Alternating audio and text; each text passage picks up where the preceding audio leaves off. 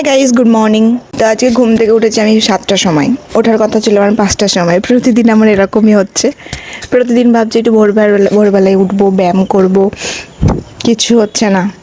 তো আজকেও সেরকমই হয়েছে। আজকে আমি ঘুম থেকে উঠি 7টার সময়, কারণ ঘুমোতে ঘুমাতে আমার রাত্রি 12টা বাজছে। ঠিকই আছে, তবু একটু উঠা তো যাই, কেন বৌদি আমাকে ডাকে ঘুম থেকে উঠে ব্যায়াম করার জন্য। আমি ফোনের অ্যালার্ম, বৌদির ফোন সব বন্ধ করে দিয়ে আবার ঘুমিয়ে যাই।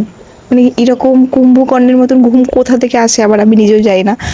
বাট আমার আজকাল একটু বেশি ঘুম হয়েছে, সেটা কন্ট্রোল করতে হবে। আর সব থেকে সকালবেলায় উঠে এটাই মন খারাপ হয়ে যাচ্ছে। প্রতিদিন রাত্রিবেলায় ভাবছি আজকে ভোরবেলায় উঠবো, পরের দিনকে ব্যায়াম করবো, ঘুম থেকে উঠতেই পারছি না। বৌদি বলছে কি এলে না তো, কেমন লাগে তুমি বলো। তো যাই হোক, আমি ঘুম থেকে করেছি। এখন চলো কাজগুলো করে নিই। মনটা একটু খারাপ করছে, চেষ্টা তো করতেই হবে। একদিন মানে একদিনে না হোক, একদিন অবশ্যই ঘুম থেকে আমি রাত্রি উঠবই। তো চলো।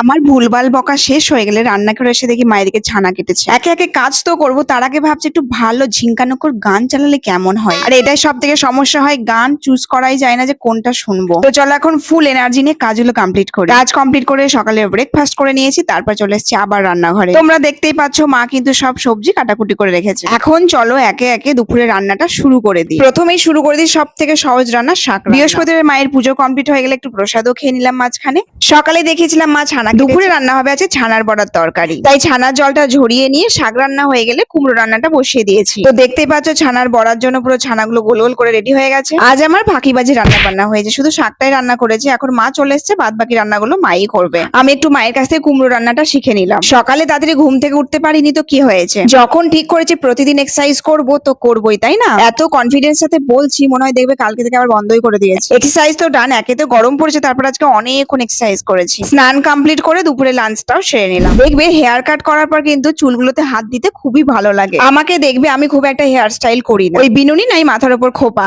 আজ আমি ইনস্টাগ্রামে এই হেয়ার স্টাইলটা দেখলাম, তাই দেখে মনে হলো ট্রাই করা যেতেই পারে। আর এই হেয়ার স্টাইলটা করতে গিয়ে একেতে গরম, তারপর ফ্যান বন্ধ করে হেয়ার স্টাইলটা করতে হচ্ছে। দুই হাত তো আমার ব্যথা হয়েছে, তার সাথে আমি চুলের অবস্থাও কিন্তু খুবই খারাপ করে দিয়েছি। হেয়ার স্টাইলটা দেখে খুব সহজ মনে হচ্ছে, বাট করতে গিয়ে আমার খুবই প্রবলেম হয়েছে। তো দেখতেই পাচ্ছ আমার হেয়ার স্টাইলটা তো ডান হয়ে গেছে। তোমরাই বলো কেমন লাগছে। আমার মনে হলো ভেজা চুলে করলে বেশি সুন্দর লাগতো দেখতে, তাও খুব একটা খারাপ লাগছে না, কি বলো? বিকেল বেলায় বেরিয়েছে আমার এই ছোট ছোট পায়ে বাবার বড় বড় জুতো পরে। দেখি বাবা মা দুজনে লেগে গেছে জঙ্গল পরিষ্কার করতে। আর আমাদের পাশেই যে কুল গাছটা রয়েছে, তোমাদের তো কদিন আগে দেখেছিলাম অনেক কুল ধরেছে, আর কুলগুলো একটা একটা করে কিন্তু পাকছেও। তাই এখানে কুল পাড়ার জন্য উৎপাত শুরু হয়েছে বাচ্চাদের। আর এদিকে আমার মায়ের কাণ্ড দেখো, মায়ের শিউলি গাছটা কেটেই মন ভরছে না। মানা করছি কেটো না, দুদিন পর ফুল ধরবে। কে কার কথা শুনে নিজের মতন কাটাকুটি করেই যাচ্ছে।